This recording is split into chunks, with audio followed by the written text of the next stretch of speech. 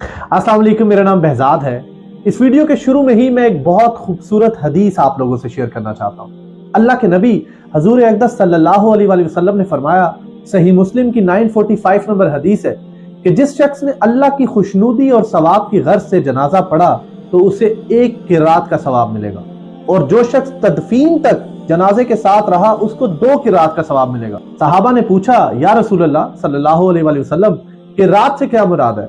आप सल्लल्लाहु अलैहि वसल्लम ने फरमाया कि एक किरात ओहद पहाड़ के बराबर है, यानी अगर आप एक जनाजा पढ़ते हैं तो आपको ओहद के पहाड़ के बराबर सवाब मिलता है। और आपकी दिलचस्पी ये सुनकर और भी बढ़ जाएगी कि ओहद पहाड़ का रकबा 15 किलोमीटर पर मुहित है। अफसोस की बात है कि आज का मुसलमान जनाजे की अहमियत और उसके अजर सवाब से इस कदर महरूम है कि वो जनाजे में शिरकत मोहल्लेदारी, दोस्ती यारी और नाराज होने के डर से करता है। कई लोग अपनी सियासत चमकाने के लिए जनाजों में शिरकत करते हैं और कई लोग ये देखने के लिए आते हैं कि कौन आया और कौन गया। और अनफॉर्चुनेटली कई लोग ऐसे भी हैं जो जनाजों में खाना खाने के लिए आते हैं। दीन के अंदर जनाजे की अहमियत इसलिए भी इतनी ज्यादा है क्योंकि जब आप जनाजा अटेंड करते हैं तो आपको अपनी असल जगह नजर आती है, आपके दिल में दुनिया की मोहब्बत में कमी आती है और आप अपने अंजाम को अपनी आंखों से देख रहे होते हैं। जैसे दुनियावी मामलात में हम अपने दोस्तों के लिए या रिश्तेदारों के लिए हमेशा अवेलेबल रहते हैं और उनके शाना बशाना खड़े रहते हैं, इसी तरीके से जनाजे की चारपाई पे लेटा हुआ शख्स सबसे ज्यादा आपके साथ का मुंतजिर होता है, आपकी दुआओं का मुंतजिर होता है। जैसे उठने बैठने, खाने पीने, मिलने मिलाने के आदाब हैं, इसी तरीके से जनाजे के भी कुछ आदाब हैं। और चूंकि हमारे मुआशरे में इस टॉपिक के ऊपर ना होने के बराबर बात होती है, तो मैंने सोचा कि क्यों ना इस इंपॉर्टेंट टॉपिक के ऊपर एक छोटी सी वीडियो बनाई जाए जिसमें जनाजे के आदाब से रिलेटेड कुछ पॉइंट्स आप लोगों से शेयर किए जाए। इसीलिए इस वीडियो से एंड तक जुड़े रहिएगा, क्योंकि आइंदा आप किसी भी जनाजे पर जाएंगे तो इंशाल्लाह ये पॉइंट्स आपको हमेशा याद रहेंगे। सबसे पहला और फॉरमोस्ट पॉइंट, आपको जनाजा पढ़ने आना चाहिए। अनफॉर्चुनेटली हमारी कम्युनिटी की एक बड़ी परसेंटेज को जनाजा पढ़ने ही नहीं आता। पॉइंट नंबर 2, फोदगी वाले घर में जाने से पहले अपनी अदुयात का शॉपर अपने साथ लेकर जाएं, पता लगे इत्थे जनाजा पे है तो इत्थे तुसी पे हो।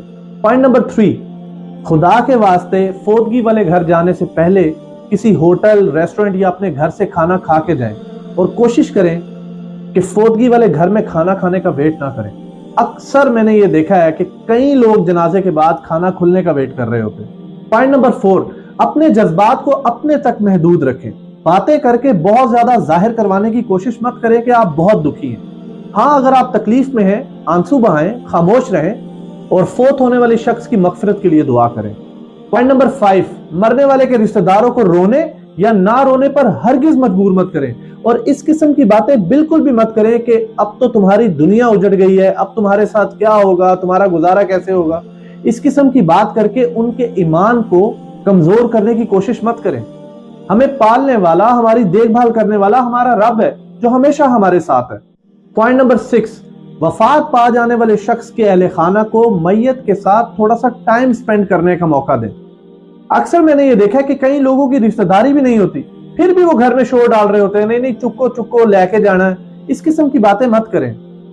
पॉइंट नंबर 7, अगर रश की वजह से या देर से आने की वजह से आप मरने वाले का दीदार नहीं कर सके तो इस बात पर तमाशा मत लगाएं। बेहतर यह था कि आप पहले आ जाते, और अगर आप लेट हो गए हैं किसी भी इंसिडेंट की वजह से या किसी भी ताखीर की वजह से, तो खुदारा इस बात का शोर मत डालें कि मुझे तो देखने ही नहीं दिया किसी ने। पॉइंट नंबर 8, खुदा के वास्ते इस बात का बार बार चर्चा मत करें कि क्या हुआ था, कैसे हुआ था।